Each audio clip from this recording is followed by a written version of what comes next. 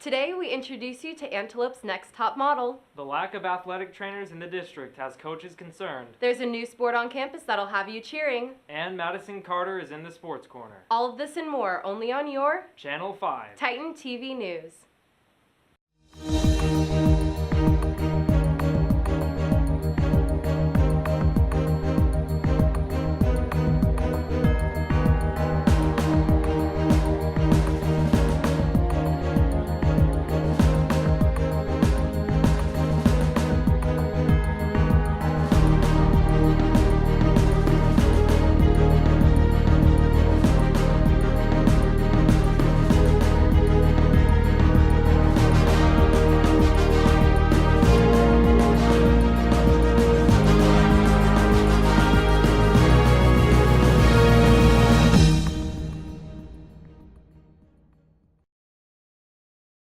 Today is April 10th. Happy Friday. We hope you made it through this week's chaotic testing schedule. I'm Jamie Hughes. And I'm George Nowak.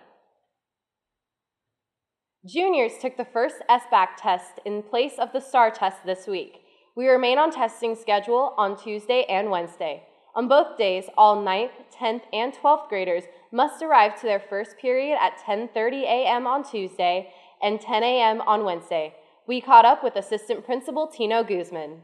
The old STAR test, and you guys, all of us have taken it, it was all multiple choice. So it was, A, B, C, or D. It was pretty much rote memorization. So the new test, which is the Common Core Smarter Balanced SBAC test, has two parts to it. It's an ELA test, which is English Language Arts, and there's a mathematics test.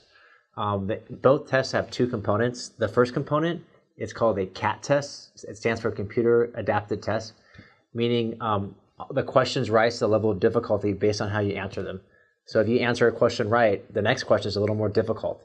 So that's called an adaptive test. That's the first major difference, other than it being on a computer. The second difference is they have something called a performance task. Performance task is basically a higher level thinking task. They call it strategic thinking. For example, you might have to read some articles and then write an argument, or write a persuasive essay, or write a persuasive response.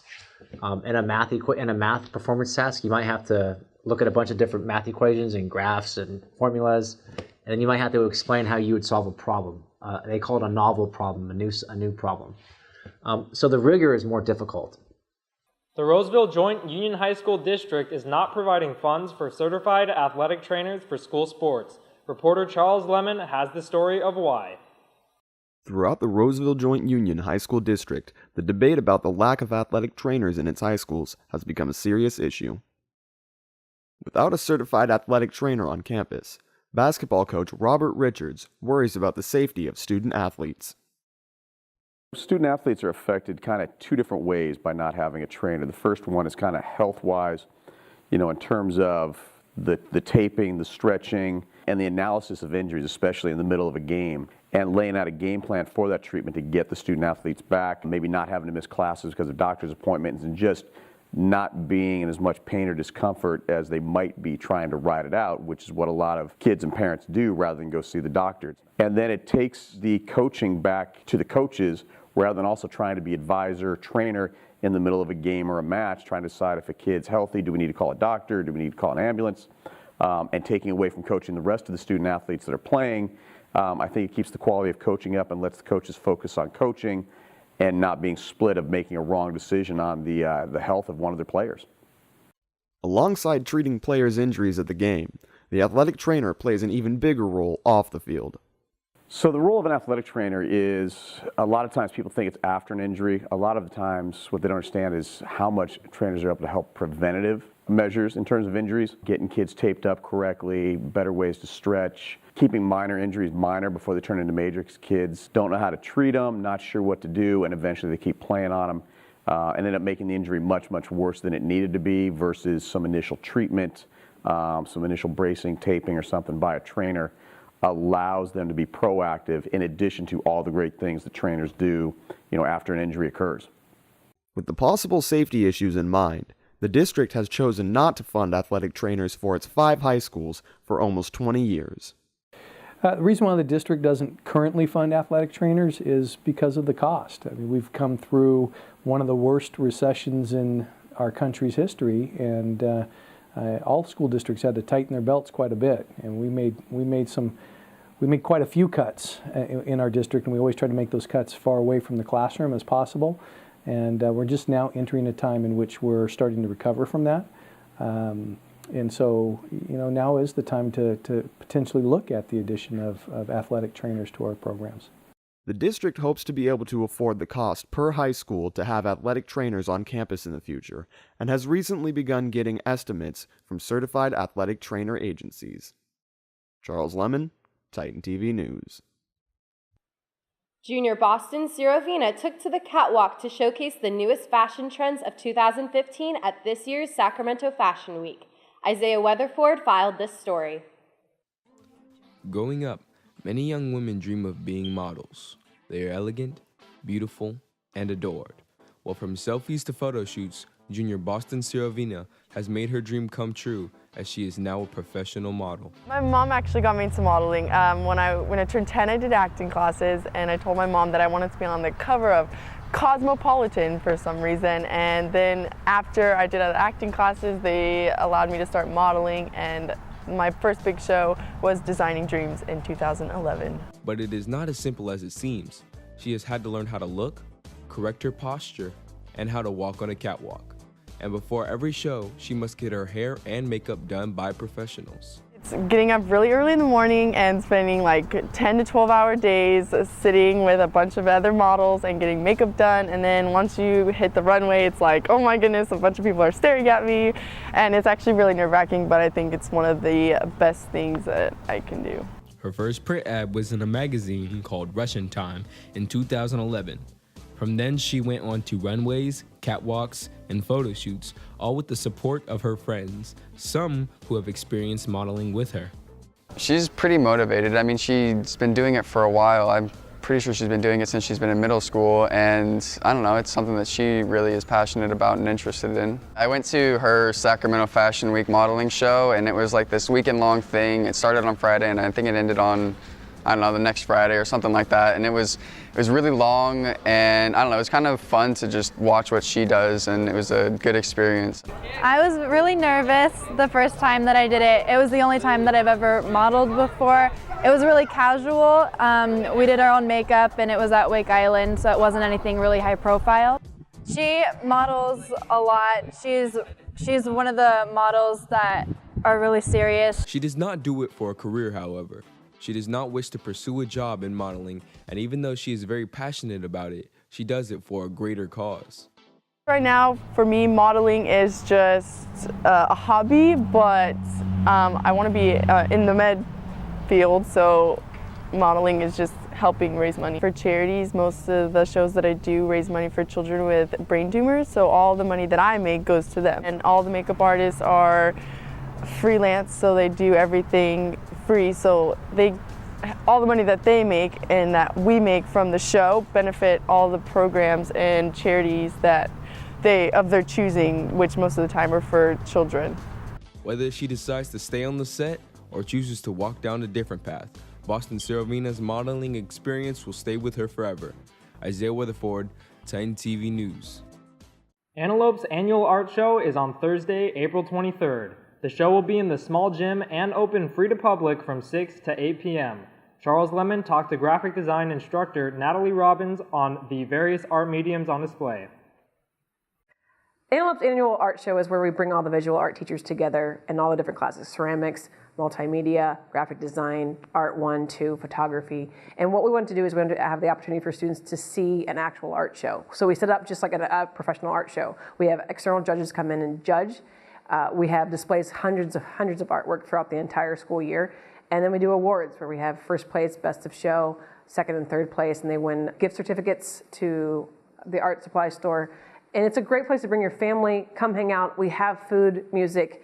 If you want to just get away for an evening for 2 hours and just hang out, it is just fun to see all the students work and just to see the students that have amazing skill. So you should come and join us. It's never too early for football season. Reporter Angelica Balon was in the stadium after school on Wednesday. This week marks the beginning of the annual air raid, which is spring training for all the returning football players not involved in a spring sport. The air raid program that we run on Tuesdays and Thursdays in the spring is ran through Sunrise Rec Department. We do that to make sure that we have the insurance that we need. The program is important for our kids that are not playing sports here in the spring, and Antelope High School kind of gets them moving. We were able to work on some techniques, get them up to speed as far as the rest of our year, moving into spring ball and our summer. And that kind of allows us to do some evaluations, early evaluations on kids and where they've gotten in the off season. Air raid helps me with my fundamentals and everything that I need to know and get in the mode of getting back in the football season. And it helps me stay in shape, and it just helps me to get focused and know that the season is really right around the corner. Angelica Balon, Titan TV News. There's a new sport on campus. The Stunt Cheer team faced off against Rockland in the small gym on Tuesday. Madisen Carter has more about the fledgling sport. The new sport on campus is known as stunt cheerleading. Starting off at a college level, it was also brought down to high school level, which started in Northern California. Stunt is taking all the athletic parts of cheerleading and making it into a sport. So everything from tumbling to acrobatics, which is the stunting portion, it's taking those types of things that we compete with for a sideline, and it's breaking it up into a game format. So I do both competition cheer and I'm on the stunt team. And the difference for me between competition and stunt is competition is all about the individuality of your team. You go out there and you show what your team has, your team style, whereas on stunt team, you do the same exact thing, the same routine, the same tumbling routine, the same pyramid routine. Signing off for your Titan TV News, I'm Madisen Carter. Now over to Madisen Carter in the Sports Corner.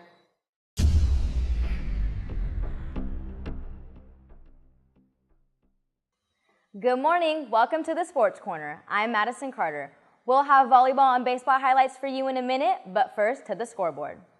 The Oakmont Vikings defeated the varsity soccer team 2-0 on Wednesday. Sophomore goalie Hannah Harris stopped 6 shots. The varsity tennis team defeated the visiting Roseville Tigers 8-1. Varsity singles players Alex Bittner and Dinwanshu Kumar each contributed a win to cap off the Titans' dominating victory. The varsity softball team traveled to Whitney on Wednesday, beating the Wildcats 9-3. Junior Lexi York had 3 RBIs and junior Maddie Skibitsky stole 2 bases. Tuesday night, the varsity boys volleyball team lost to Whitney 3-1. Reporters Isaiah Weatherford and Alex Bittner were there and have the highlights. Last Tuesday night, the Antelope Titans faced off against the Whitney Wildcats at home in a Capital Valley Conference match. In the first set, a tight battle between the two teams ended with the Titans coming away with a 25-22 victory, with senior Samuel Young and Peter Sorensen leading the way with 14 kills as the Titans finished off the set with a 7-2 run. In the next 2 sets, the Wildcats, led by senior Kevon Stewart, who finished with 16 kills, regained their composure and quickly gained insurmountable leads to quickly go up 2-1. The fourth and final set remained close throughout, with neither team giving up, diving to the ground to continue rallies. In the end, however, the Wildcats edge out the Titans for the set and the win with a final score of 3-1. The loss brings the Titans' overall record to 8-6 and their league record 3-4. Alex Bittner, Titan TV News. The varsity baseball team traveled to Sacramento City College to play against the Ponderosa Bruins in the first annual Allegiant Baseball Tournament, winning 12-3. Reporter Angelica Balon was with me during spring break, and we have the highlights for you. Starting off the third inning, a hit from senior Kyle Coates put the Titans on the scoreboard, knocking in junior Mason Lagerstrom. A double off the wall from junior Daniel Armendariz brought in Coates, and a sacrifice fly from junior Montel Aaron scored Armendariz, giving the Titans a 3-0 lead. Starting pitcher junior Josh Perler struck out 7, only allowing 1 hit in the 4 1/3 innings pitched. In the top of the fourth, a double from senior Zach Horsley and a triple from senior Antonio Torres made the score 4-0.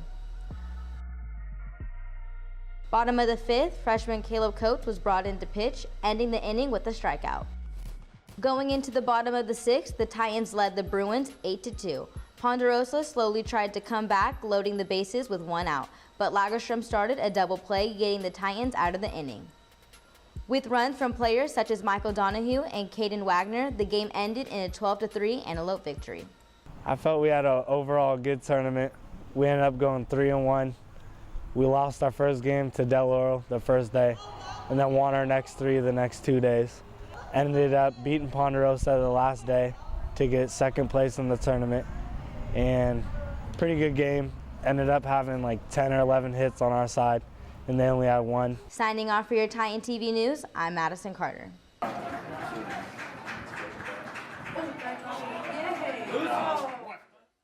The baseball team hosts Cosumnes Oaks today at home at 4 p.m. and track is on the road to Lincoln on Saturday. My time is up. Jamie and George, back to you. It's Counselor Appreciation Week and the perfect opportunity to welcome back Erica Joseph Bradley from her maternity leave after the birth of her son Eli on February 11th. Reporter Isaiah Robinson was in the counseling center yesterday. After being gone for several months, Counselor Erica Joseph has returned from having a child and is ready to get back to what she loves, counseling. It's been a little bit crazy coming back just because a lot of people are surprised that I've come back so early, but it feels good. I miss my students. I miss being busy. When I was out, luckily Miss Cook covered my caseload, so she would keep me updated as far as like what's going on. Plus I had access to my emails, and students and parents would email me and I would respond to them no problem. And Miss Cook would visit and kind of bring me stuff, work. So when I had a chance when the baby was sleeping, that's how I would take care of business. Baby's name is Eli, and he was born on February 11th. He actually is a pretty good trooper. He just had his 2-month shots yesterday, and he only cried a little bit, and he hasn't been fussy or had any issues as a result of it. So he's a good with sleeping. That's how I would take care of business. Well, he's already started smiling, so I'm excited to see him, really have some movement, show a little more personality, start crawling, actually start walking. That would be great. Isaiah Robinson, Titan TV News. The National Honor Society's book drive ends at the end of the month. Be sure to donate any new or gently used books to the library. And be sure to vote for next year's ASB officers during lunch in the Central Quad today. We'll see you next Friday. Until then, have a fantastic weekend.